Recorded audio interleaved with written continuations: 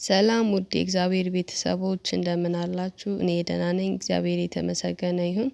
ከአሁን በፊት ብዙ እይታ ያለው ቻናሌን ስላዘጉብኝ ዛሬ በአዲስ ቻናል መጥቻለሁ ማለት ነው። እንግዲህ እግዚአብሔር ቢፈቅድ በዚህ አዲስ ቻናል ያው የእግዚአብሔር ትምህርቶችን እንድንማማርበት ነው የከፈትኩት እና ይሄ ቻናል ብዙ እይታ እንዲያገኝ ላይክ እና ሰብስክራይብ እንድታደርጉልኝ በእግዚአብሔር ስም ጠይቃችኋለሁ። ጸሎቴ ቢሆን ለወረት ጎዶሎ ቢሆን የኔ እምነት ባረከኝ እኔን ከሰማይ በደል ክፋቴንም ሳት ለዛሬ በሰፊው የምናየው ስለ ጸሎት መርሃ ግብር ይሆናል ተመልካቾች። ጸሎት ምንድነው? አንድ ክርስቲያን በቀን ውስጥ ምን ያህል ጊዜስ መጸለይ አለበት ነው? ወይስ አንድ ክርስቲያን ወደ አምላኩ የሚጸልየው የሆነ ችግር ሲያጋጥመው ወይ የሆነ ነገር እንዲደረግለት ሲፈልግ ብቻ ነው? የእናንተስ ልማድ ምንድነው ውዶቼ? እስኪ ኮሜንት ላይ ያሳውቁኝ። 7ቱ የጸሎት ሰዓታት። በእርግጥ ለእግዚአብሔር የምስጋና ጊዜና መዝገኛ አይወሰንበትም። በማንኛውም ጊዜ በፍጥረቱ ሁሉ ይመሰገናል። ይሁን እንጂ በዓለም የሚኖሩ ሰዎች ከተግባረ ነፍስ በተጨማሪ የሚያከናውኑት ተግባረ ሥጋ ስላላቸው ጊዜውን ማደላደል ተገቢ ስለሆነ ቤተክርስቲያን የጸሎት ጊዜያትን ወስና አስቀምጣለች። ለዚህም መሰረቷ ልበ አምላክ ዳዊት ለእኔ ብለህ በሰራህልኝ ቀን 7 ጊዜ አመሰግንሃለሁ ብሎ በተናገረው ላይ ነው። አንደኛ ጸሎተ ነግ ወይም የጠዋት ጸሎት። ከእንቅልፋችን በነቃን ጊዜ ሰዓተ ሌሊቱን ጠብቆ በሰላም ስላሳደረን ለፈጣሪ ምስጋና ለማቅረብ ቀኑን እንዲባርክልን ከክፉ ነገር ሁሉ እንዲጠብቀን ለመለመን በዚህ ሰዓት እንጸልያለን። አብዛኞቻችን ክርስቲያኖች የምንጸልየው ጸሎትም ይሄንኑ ነው።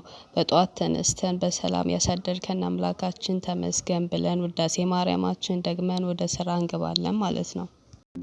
ሁለተኛ ጸሎተ ሰለስት ወይም 3 ሰዓት። ጌታችን መድኃኒታችን ኢየሱስ ክርስቶስ ስለ ሰው ልጆች ሲል በጲላጦስ አደባባይ ለፍርድ የቆመበት፣ እመቤታችን ቅድስት ድንግል ማርያም የቅዱስ ገብርኤልን ብስራት የሰማችበት፣ ለአባቶቻችን ሐዋርያት መንፈስ ቅዱስ የወረደበት ነው። ሦስተኛ ቀትር ወይም 6 ሰዓት። ጌታችን መድኃኒታችን ኢየሱስ ክርስቶስ በቀራንዮ አደባባይ የዋለበት ነው። አራተኛ ተሰዓቱ ሰዓት ወይም 9 ሰዓት። ጌታችን መድኃኒታችን ኢየሱስ ክርስቶስ አዳምን ነፃ ለማውጣት በፈቃዱ ቅዱስ ሥጋውን ከቅድስት ነፍሱ የለየበት ሰዓት ነው። አምስተኛ ጸሎተ ሰርክ ወይም 11 ሰዓት።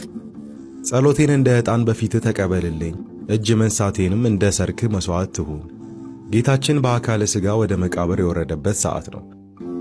ስድስተኛ ጸሎተ ነዋም ወይም የመኝታ ጊዜ ጸሎት። ይህ ጊዜ ዕለቱን በሰላም አሳልፈን በሰላም ለዋለን ፈጣሪ በሰላም አሳደረን ብለን ራሳችንን በእምነት የምናስረክብበት ነው።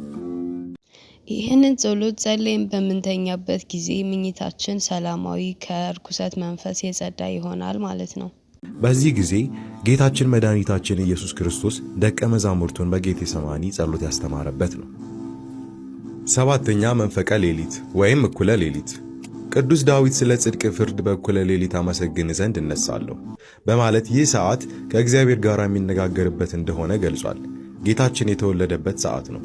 ሞትን ድል አድርጎ በታላቅ ኃይልም የተነሳው በሌሊት ነው።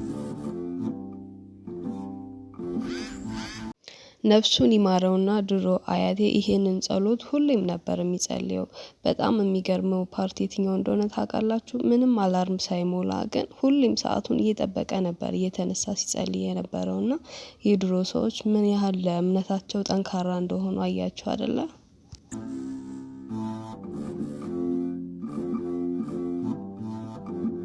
ጸሎቴ ቢሆን ለወረት ጎዶሎ ቢሆን የኔ እምነት ባረከኝ እኔን ከሰማይ በደል ክፋቴንም ሳታይ።